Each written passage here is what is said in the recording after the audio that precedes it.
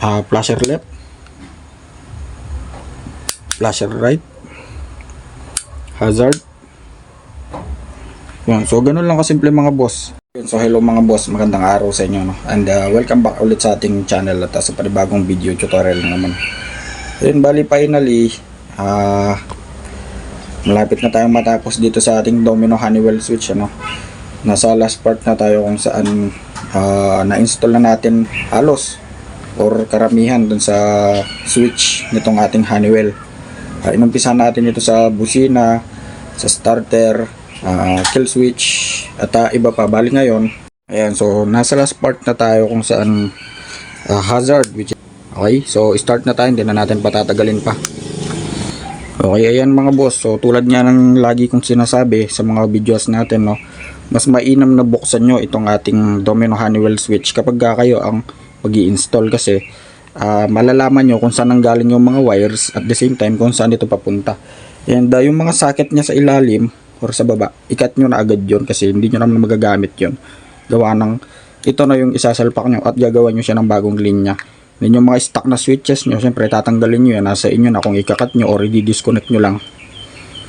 So ngayon, siyempre dahil sa hazard tayo, hanapin natin yung hazard.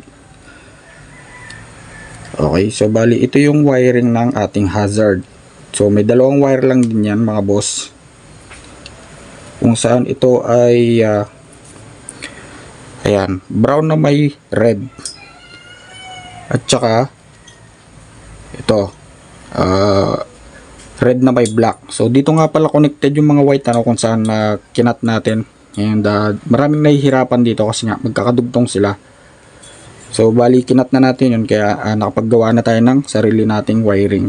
Okay, so again, brown na may red at saka red na may black. Sa pag-install ng hazard mga boss, napakadali lang naman yan, ano. Kahit magkabaliktad tong dalawa na to, walang problema dyan. Okay, ayun, so bali ang mangyayari dyan mga boss, kung mapapansin nyo itong red na may black, so ikakat na natin yan kasi meron na siyang pinagdugtungan. Unsafe na yan kapag kaganyan. Siyempre yung pinagkat natin, balatan din natin yon.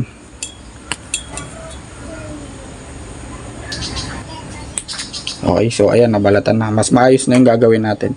And then itong wire na pinagkatan natin na to, yung pinagputulan natin na to, babalatan din natin yan sa kabilang dulo. Ayun. At gagawin nating dalawa to. Yan, siyempre balatan natin magkabilang dulo. Ayan, so after natin mabalatan, since kinat na rin natin tong red na may black, kasi yung kasama niya is itong brown na may black.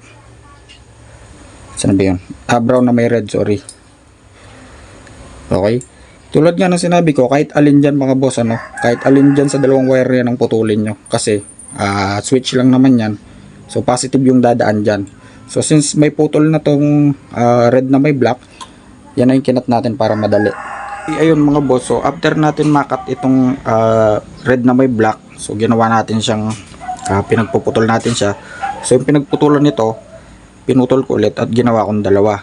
And then dito sa part na to, sa may flasher natin, papunta na yun sa bombilya. Ayun, so nagbalat na ako ng konti dyan kasi dyan tayo magtatap. So same lang din sa kabila.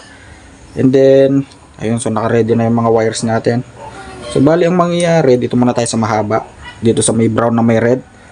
So i-connect natin yan dito mga boss, sa may letter L nitong ating flasher relay. Ayun, so dyan natin i-connect yan. So i-connect na natin dyan.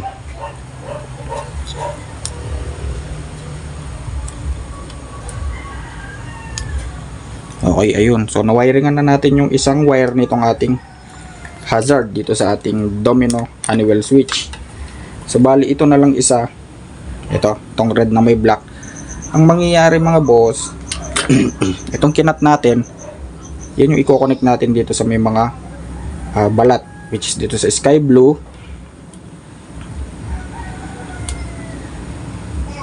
yan sa sky blue at sa may orange.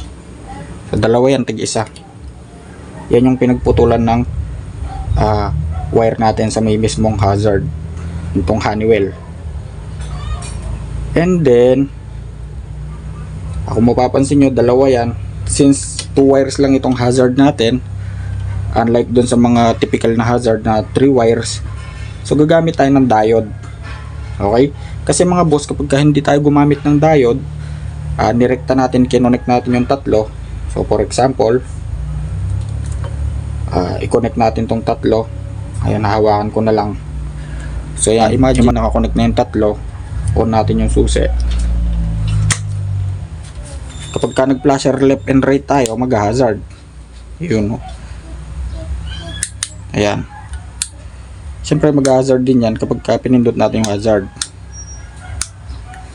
Okay? Ngayon dito napapasok yung diode natin mga boss. So kailangan nating diode ay dalawa. Okay? So kung mapapansin nyo sa diode natin, meron tayong kulay silver dyan. Yan, dalawa na yan. Bali ang magiging setup na yan, yung silver na yan, haharap yan dito papunta sa mga wires natin na flasher. Okay, so yung silver papunta yan sa may orange. Ayun, so doon yan nakaharap. Connect na natin.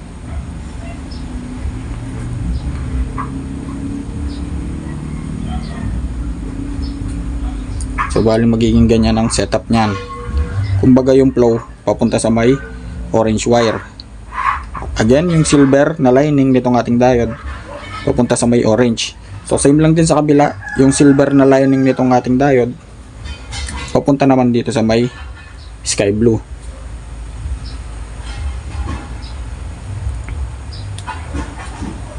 Ayun, so nakonect na natin, bali magiging ganyan yung setup niyan. At pagkatapos itong dalawa na to, pagko-connectin natin yan. So gamit tayo ng pang-ipit.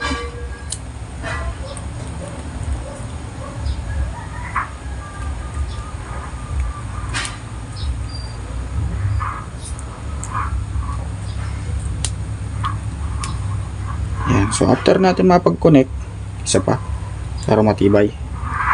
So magiging ganyan na yung setup niyan. Again, inuulit ko mga boss, yung dalawang silver ng ating dalawang diode nakaharap papunta sa mga wires ng ating mga flasher, tig-isa. Pagkatapos balik tayo sa Honeywell switch. So meron pang available na wire. Yan naman yung i-connect natin dito sa pinagsama natin. Yan, so balik ganyan yung magiging tsura nyan. So pag connect ko lang,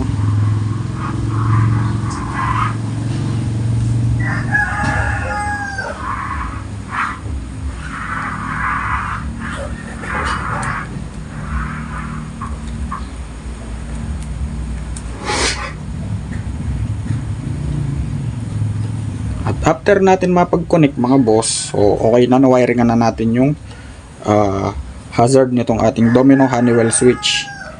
Again mga boss, inuulit ko, dalawang wire lang yung ating Honeywell switch. So meron yung brown na red, i-connect naman natin yan sa ating flasher relay dito sa may letter L.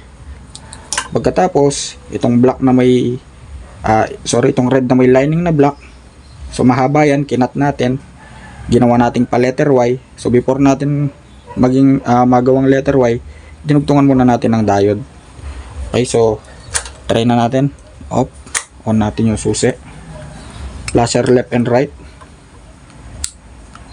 Okay, so left, may ilaw yung left, right naman, so may ilaw. Kapag ka nag-hazard tayo, so mag-hazard yung ating motor.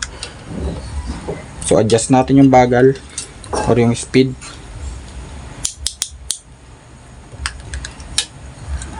Again, flasher left, flasher right, hazard. Yan. So ganun lang kasimple mga boss. Kailangan lang natin ng dalawang diode. Okay? Ayun, so bali hanggang dito na lang, sana may natutunan kayo. At kung nagustuhan nyo ang video na to, so please like, share and subscribe.